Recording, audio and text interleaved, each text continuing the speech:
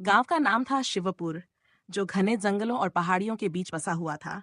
शिवपुर के लोग सीधे सादे थे, मगर उनकी जिंदगी में एक अजीब खौफ का साया मंडरा रहा था। इस खौफ का नाम था मुखिया जोगेंद्र की आत्मा। जोगेंद्र, जो कभी इस गांव का सबसे ताकतवर और दबंग व्यक्ति हुआ करता था, अपनी मौत के बाद एक दहशत बन चुका था। गांव वालों का कहना था कि जोगेंद्र के मरने के बाद उसकी आत्मा गांव के लोगों को सताने लगी। कोई बीमार पड़ता, किसी की फसल उजड़ जाती, तो किसी के घर में अजीबो गरीब आवाजें गूंजती। रात के समय अगर कोई जंगल के रास्ते से गुजरता, तो उसे लगता कोई उसकी गर्दन के पीछे खरा सांस ले रहा हो। शिवपुर में सूरज डलते ही सन्नाटा पसर जाता। एक दिन की बात है, गांव का एक नौजवान रणधीर देर रात अपनी गाय को ढूंढने जंगल की ओर चला गया। उसके हाथ में टॉर्च थी और मन में साहस। मगर जैसे ही वह जंगल के बीच पहुंचा, उसकी टॉर्च खुद खुद बंद हो गई। चारों तरफ घुप अंधेरा और सन्नाटा था। अचानक उसने महसूस किया कि उसके पीछे कोई चल रहा है। वह मुड़ा, मगर कोई नहीं था। कौन है? उसने कांपती आवाज में पूछा। तभी एक बूढ़ी मगर खौफनाक हंसी गूंजी। रणधीर की टॉर्च अचानक जल उठी और सामने जोगेंद्र का चेहरा था। आंखें खून जैसी लाल और चेहरा अजीब से धुएं में गिरा हुआ। रणधीर वहीं गिर पड़ा। अगले दिन वह जंगल के किनारे बेहोश मिला। उसके होश में आने के बाद उसने जो बताया, वह सुनकर गांव वाले कांप उठे। गांव के बूढ़े बुजुर्गों ने बताया कि जोगेंद्र की मौत स्वाभाविक नहीं थी। वह एक लालची और क्रूर इंसान था, जिसने कई लोगों की जमीन छीन ली थी। लोगों को बेवजह पीता और अपने हक के लिए किसी की जान लेने से भी नहीं डरता। लेकिन एक दिन गांव वालों ने मिलकर उसके अत्याचारों से तंग आकर उसे जंगल में मार दिया और वहीं दफना दिया। जोगेंद्र की आत्मा को शांति नहीं मिली। उसने कसम खाई थी कि वह तब तक चैन से नहीं सोएगा जब तक गांव के हर व्यक्ति से बदला न ले ले।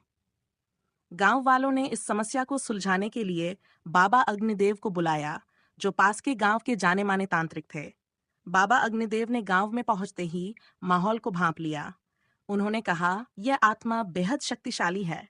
इसे वश में करने के लिए हमें उस जगह जाना होगा जहां इसे दफनाया गया था। वहां एक यज्ञ करना होगा। लेकिन याद रहे, यह आत्मा यज्ञ के दौरान अपना पूरा जोर लगाएगी। कोई डर गया तो यह यज्ञ अधूरा रह जाएगा। अगली रात गांव वालों ने बाबा के साथ जंगल के उस हिस्से में जाने की हिम्मत की जहां जोगेंद्र को दफनाया गया था। चारों तरफ अंधेरा और डरावनी खामोशी थी। बाबा ने वहीं हवन कुंड बनाया और मंत्रोच्चार शुरू किया। जैसे ही यज्ञ शुरू हुआ, अजीब अजीब चीजें होने लगीं। हवा अचानक तेज चलने लगी। पेड़ हिलने लगे, जैसे कोई अदृश्य शक्ति उन्हें हृदय से उखाड़ना चाहती हो। हवन की आग एकाएक बुझने लगी। तभी जोगेंद्र की आत्मा प्रकट हुई। जोगेंद्र की आत्मा ने गुस्से से गरजते हुए कहा, कौन मेरी शांति भंग करने आया है? तुम सबको मैंने नहीं छोड़ा। अब ये बाबा भी नहीं बचेंगे। जोगेंद्र की आत्मा ने आग के पास खड़े लोगों पर हमला करने की कोशिश की। कुछ लोग डर के मारे भागने लगे। बाबा ने जोर से चिल्लाकर कहा, कोई भागेगा नहीं। अगर तुम डरे, तो यह आत्मा हमेशा के लिए हमारे साथ रहेगी। ये सुनकर गांव वालों ने खुद को संभाला। बाबा ने एक खास मंत्र पढ़ा और गांव के कुछ मजबूत युवाओं को आत्मा को पकड़ने के लिए कहा। आत्मा ने अपनी पूरी ताकत लगा दी। वह बार बार हमला करती, लेकिन बाबा के मंत्रों ने उसे कमजोर कर दिया। अंत में बाबा ने एक छोटी सी लोहे की मटकी में आत्मा को कैद कर लिया। बाबा ने मटकी को देखते हुए कहा, अब यह आत्मा इस मटकी में कैद है। इसे हमेशा के लिए गांव से दूर ले जाकर जल में प्रवाहित करना होगा। लेकिन ध्यान रहे, मटकी को कोई खोले नहीं, वरना यह सब फिर से शुरू हो जाएगा। अगले दिन गांव के लोग बाबा के निर्देशानुसार मटकी को नदी में प्रवाहित करने ले गए। उस दिन के बाद शिवपुर में शांति लौट आई। जोगेंद्र की आत्मा का आतंक खत्म हो गया। हालांकि लोग आज भी रात में जंगल की ओर जाने से कतराते हैं, और अगर कोई पूछे कि क्यों, तो वे बस इतना कहते हैं, शायद वह आत्मा अब भी कहीं भटक रही है, बस सही मौके का इंतजार कर रही है। गांव रामपुर एक समय खुशहाल हुआ करता था। चारों तरफ हरियाली, खेतों में झूमती फसलें और बच्चों की किलकारियां। पर कहते हैं, खुशियां हमेशा टिकती नहीं। रामपुर के गांव वाले आज भी सिहर उठते हैं जब मुखिया रघुराज की बीवी सुगंधा का नाम लिया जाता है।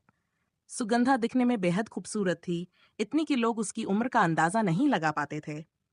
उसकी त्वचा पर जवानी की चमक, बाल काले और घने, और चाल में ऐसा आकर्षण कि हर कोई देखता रह जाए। पर उसकी इस खूबसूरती का राज किसी को नहीं पता था। सब कुछ तब बदल गया जब गांव में बच्चों के गायब होने की घटनाएं शुरू हुईं। पहले एक बच्चा, फिर दूसरा।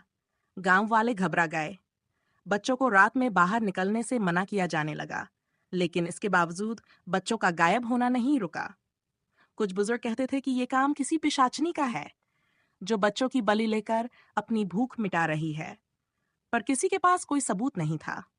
गांव के पुजारी पंडित हरिदास, जो रघुराज के पुराने मित्र थे, ने एक दिन सुगंधा के व्यवहार पर ध्यान दिया।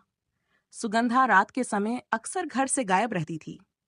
किसी ने उसे कभी खेतों में तो कभी नदी किनारे अजीब हरकतें करते देखा था। हरिदास ने एक दिन चुपके से उसका पीछा करने का निश्चय किया। रात के घने अंधेरे में, जब पूरा गांव सो रहा था, सुगंधा एक लाल साड़ी पहनकर घर से निकली। वह गांव के पास के जंगल की ओर बढ़ी। हरिदास ने जो देखा, वह देखकर उसकी सांसें थम गईं। जंगल के बीचों बीच एक पुरानी बावड़ी थी। वहां सुगंधा कुछ अजीब मंत्र पढ़ रही थी। उसके सामने एक काले कपड़े में लिपटा बच्चा रखा हुआ था। पास ही खून से लथपथ चाकू और कुछ हड्डियां बिखरी हुई थीं। सुगंधा ने अचानक उस बच्चे को उठाया और बावड़ी के पास खड़ी होकर जोर से हंसने लगी। उसकी आवाज इतनी डरावनी थी कि हरिदास के पैर वहीं जम गए। सुगंधा ने जैसे ही चाकू उठाया, हरिदास ने हिम्मत करके जोर से पुकारा, सुगंधा, ये क्या कर रही हो? सुगंधा ने मुड़कर देखा। उसकी आंखें लाल हो चुकी थीं। उसकी हंसी और भी खौफनाक हो गई। उसने कहा, तुम यहाँ क्यों आए हो? क्या तुम्हें अपनी जान प्यारी नहीं? हरिदास ने हाथ जोड़कर कहा, सुगंधा, तुम जो कर रही हो ये गलत है। भगवान तुम्हें माफ नहीं करेंगे। सुगंधा ने हंसते हुए कहा, भगवान, ये सब भगवान का काम नहीं है। मैं ये सब इसलिए कर रही हूँ ताकि मैं हमेशा जवान रह सकूं। बच्चे ही मेरी ताकत हैं। उनकी मासूमियत मुझे हमेशा के लिए अमर बना देगी। हरिदास ने यह बात पूरे गांव में फैला दी। अगले दिन सुबह जब रघुराज घर आया, तो उसने गांव वालों को अपने दरवाजे पर इकट्ठा पाया। सभी लोग गुस्से में थे। उन्होंने सुगंधा को पकड़कर लाने की मांग की। रघुराज ने पहले इन बातों को बकवास समझा, पर जब हरिदास ने सुगंधा के बारे में सब कुछ बताया, तो रघुराज भी सन्न रह गया। उसने कहा, अगर यह सच है तो सुगंधा को सजा जरूर मिलेगी। सुगंधा को गांव वालों ने जंगल से खींचकर बाहर निकाला। वह चीखती चिल्लाती रही, लेकिन गांव वालों ने उसकी एक न सुनी।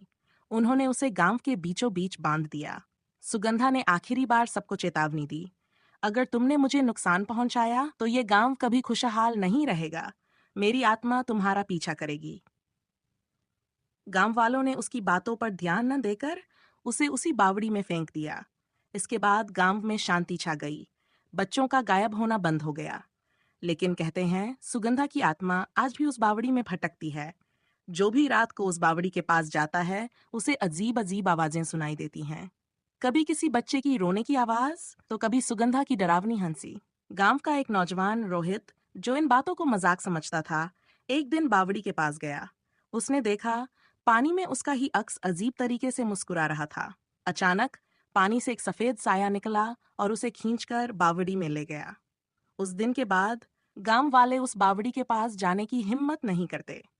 आज भी रामपुर के लोग रात के समय दरवाजे बंद कर लेते हैं और सुगंधा के शाप को याद करके कांप जाते हैं। सुगंधा की आत्मा को कभी शांति नहीं मिली। उसका जादू टोना, लालच और बच्चों की बलि उसे अमरता तो न दे सका, पर उसे एक ऐसे खौफनाक अंत की ओर धकेल दिया जिसकी परछाई आज भी रामपुर के लोगों के दिलों में है।